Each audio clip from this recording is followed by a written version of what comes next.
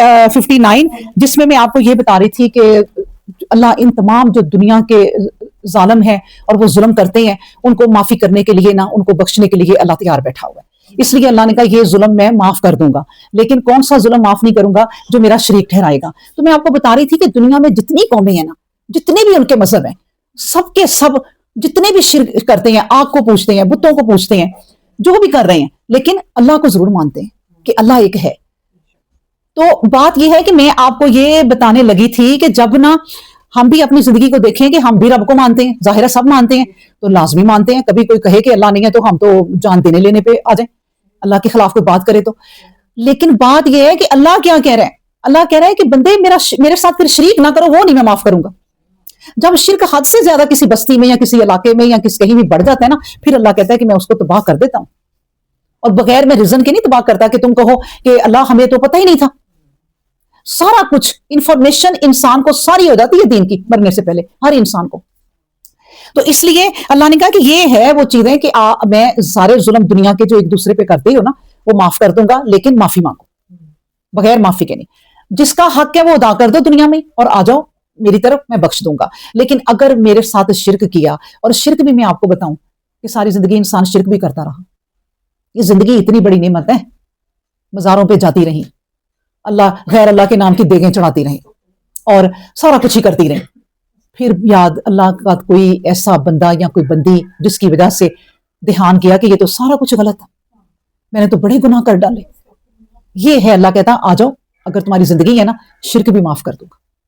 لیکن اگر نہ تم نے معافی مانگی شرک کی تو وہ میں آخرت میں بھی تمہارے جو گناہ خطائیں ان کو کسی طرح بیلنس کر دوں گا. جو فرض نمازیں چھوٹ گئیں وہ نفل جب پڑھتی رہی وہ ان میں نمبر لگا دوں گا، تمہارا وہ بیلنس کر دوں گا میں تمہیں بخشنے کا. لیکن اگر شرک کیا ہوا اور اس کے بعد معافی نہ مانگی تو وہ نہیں معاف کروں گا. شرک وہ اندھیریاں ہیں نا، نبی کریم صلی اللہ علیہ وسلم نے بھی فرمایا کہ شرک جو ہے نا وہ ایک ایسی اندھیریاں ہیں. میں آپ کو بتاؤں، میں نے کچھ احادیث اس کی نوٹ کی تھی کہ نبی کریم صلی اللہ علیہ وسلم نے فرمایا ظلم سے بچو، ظلم قیامت کے دن اندھیریاں ہیں، ظلم سے بچو. یعنی تمہیں کچھ نظر نہیں آئے گا، اندھیریاں ہیں تو کیا ذہن میں آتا ہے کہ اب اندھیرے ہی اندھیرے ہیں، اتنا اندھیرا گپ اندھیرا کہ ہاتھ کو ہاتھ بھی نظر نہیں آتا. اور وہ قبر میں بھی اندھیریاں سوچ لیں اور آخرت کی اندھیریاں بھی سوچ لیں کہ ان کو رستے میں کوئی روشنی نہیں ملنے جاتے ہوئے. اور قرآن میں یہ ہے کہ جب وہ روشنی دیکھیں گے مومنوں کی، اور مومنوں کی روشنی کیا ہوگی؟ یہی ان کے وضو کی اعضاء، کوئی ماتھے سے چمک رہا ہوگا، کوئی انگوٹھے سے چمک رہا ہوگا. وہ آپ نا ابھی بھی کسی اندھیری جگہ پہ جائیں نا تو اپنی کوئی ٹارچ آن کریں تو وہ ہلکی سی بھی رہ گئی ہو نا تو آپ کو نا بڑی تسلی ہو جاتی ہے کہ راستہ نظر آ گیا ہے. تو وہ ایک ماچس کی تیلی جلا کے آف کر دو نا، آف ہو جائے وہ تو اس جتنی دیر وہ جلتی ہے تو آپ کو ساری چیزیں کلیئر ہو جاتی ہیں کہ میں نے کدھر جانا ہے اور کہاں سے سوئچ آن کرنا ہے، پتہ چل جاتا ہے لائٹ جب جائے تو. اسی طرح جو وضو کے اعضاء ہوں گے نا، کسی کے تو ماتھے کے اندر سے روشنیاں سجدے کر کر کے نکل رہی ہوں گی، کسی کے اتنا اللہ والا ہوگا یا اللہ والی ہوگی، اپنی زندگی اس نے ایسی بندگی میں گزاری ہوگی کہ پورے جسم سے اس کے روشنیاں نکل رہی ہوں گی اور لوگ بھی اس سے فائدہ اٹھا رہے ہوں گے کہ بڑی روشنی ہو گئی ماشاءاللہ. کسی کے نا انگوٹھے سے اتنی سی روشنی نکل رہی ہوگی، نمازیں پڑھتا تھا بس ایسے ہی کوئی ٹکرے مار کے اللہ نے کچھ چیزیں اس کی پھر بھی دیکھی، پھر بھی اللہ نے وہ اتنی سی روشنی دے دی اور وہ اسی میں چل رہا ہے. اور اندھیریوں والے اس کے پیچھے چلیں گے، ان ساری قوموں کے مومنوں کے کہ ان کے پیچھے چلو، روشنی ہے اور ان کے پاس خود اندھیریاں ہوں گی. ظلم نہ کرو، یہ ظلم آخرت میں اندھیریاں بن جائیں گی، پھر ان کے پیچھے وہ چل پڑے گے، بھائیو ان کے پیچھے چلو. لیکن اللہ کہتا ہے پھر ایک وقت ایسا آئے گا کہ بس چل لیا، یہاں تک کہ چلنا تھا، پھر ایک آڑ آ جائے گی اور وہ ان کی روشنی کو دیکھ نہیں سکیں گے. تو یہی بات ہے اللہ نے اس میں بتائی کہ میں تب تک ظلم جو کرتا ہے نا اس پہ عذاب نہیں لاتا جب تک کہ وہ ظلم کی انتہا نہ کر دے اور میری باتوں کو، میری آیات کو میرے نبی میرے بندے پڑھ کر سنائیں اور کوئی عمل نہ کیا جائے. اللہ اکبر. تو اس کے بعد ہم پڑھتے ہیں آیت نمبر 60. وما اوتیتم من شیء فمتاع الحیات الدنیا وزینتها وما عند اللہ خیر وابقی افلا تعقلون.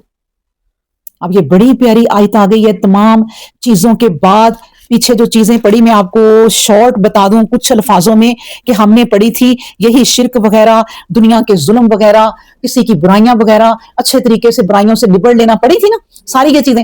اب اس آیت میں ان تمام چیزوں کا جو ہے نا اللہ نے جوڑ کیا بتا رہا ہے کہ دیکھو اے بندے وما اوتیتم، جو کچھ تمہیں دیا گیا ہے نا، من شیئن، کچھ بھی، فمتاع الحیات الدنیا، یہ متاع ہے، یہ فائدہ ہے کس کا؟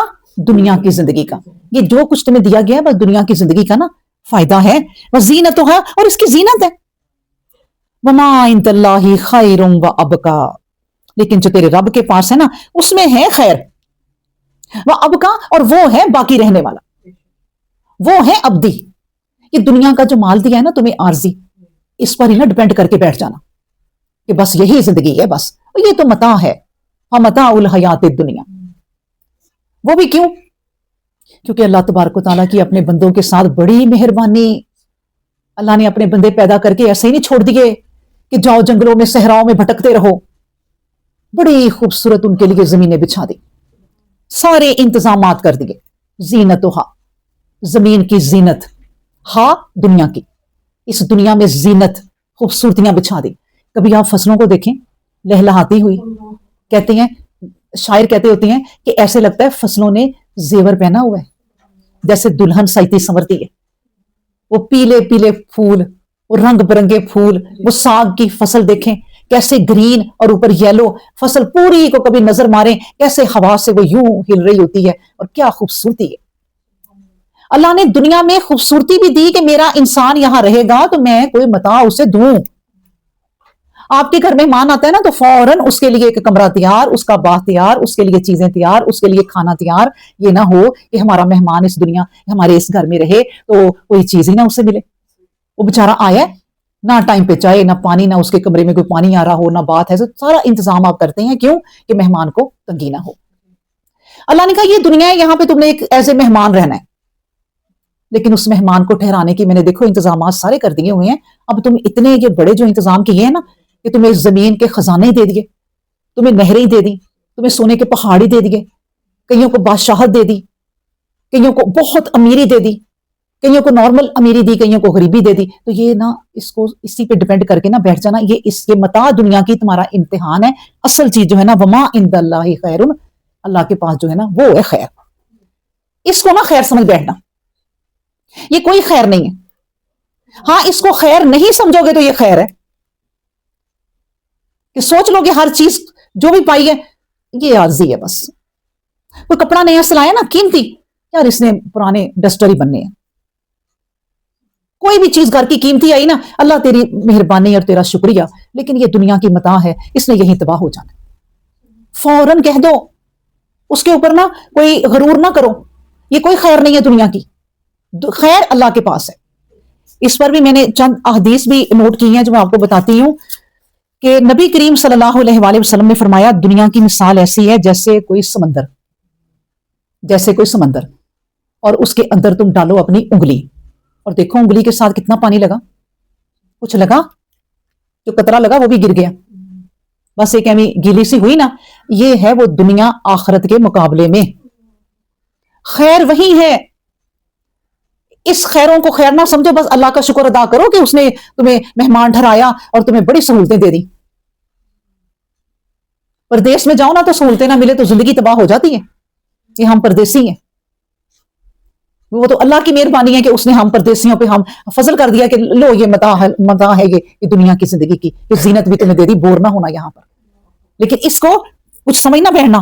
تو اس کی انگلی پر جتنا نبی کریم صلی اللہ علیہ وسلم نے کہا پانی لگتا ہے نا، بس یہ دنیا نا اتنی ہے. جتنی بھی اس کے خزانے سارے کائناتوں کے اکٹھے کر لو نا، وہ پانی جتنا لگا ہے نا تمہاری انگلی میں اتنی بھی نہیں ہے یہ. تو اس لیے اس دنیا کی زندگی پہ ڈیپینڈ کر کے نہ بیٹھ جاؤ. نبی کریم صلی اللہ علیہ وسلم نے فرمایا دنیا سبز و شیریں ہے اور اللہ تمہیں اس میں جانشین بنا رہا ہے تاکہ دیکھے کہ تم کیسے عمل کرتے ہو. بتائیں، دنیا نا بڑی خوبصورت ہے، اللہ نے بتا دیا سبز و شیریں ہے، بڑی خوبصورت ہے، لیکن اس میں تمہیں اللہ نے صرف ایک جانشین بنایا ہے. اچھا جانشین کیا ہوتا ہے؟ اب بیٹا ہے وہ آپ کا جانشین ہے، بیٹی ہے وہ آپ کی جانشین ہے. بیٹا میں نے تمہیں اپنے گھر کا، کاروبار کا، فیکٹری کا جانشین بنایا، تمہیں تو تباہیاں ہی مچا دی.